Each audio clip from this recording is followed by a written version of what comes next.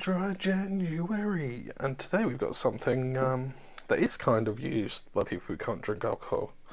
Normally there's a lot of sugar in it and sweetener. This is J20. This is part of their Spritz range. I bought this at Christmas for my wife because she likes the glitterberry one, which isn't sparkling. This is apple and watermelon, lightly sparkling. She didn't like it, but I'm going to have one today. See what it's all about. J20, this is kind of like their version of a slur drink. Very fizzy. Meant to be a non-alcoholic sort of difference to... Oh, you can smell the watermelon there. It's meant to be a non-alcoholic alternative to wine. Sparkling wine. Let's see what it's all about.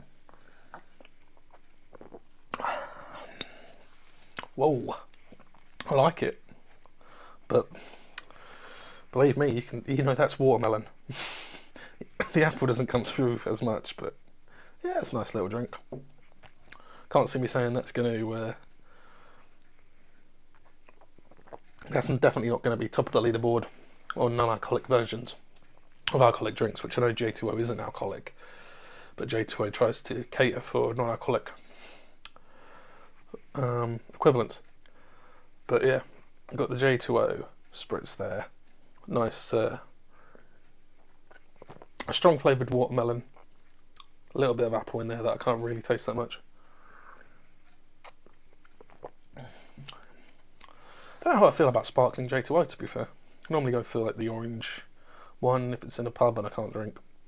I've gone for that occasionally. I mean, now if they got Bavaria 00, which they hardly do, I'll have that. Beck's Blue I can kind of live with. But this has been dry January, and it's still continuing to be dry January. If you like slur and stuff like that, that won't harm you. If you like watermelon, you're going to bloody love it.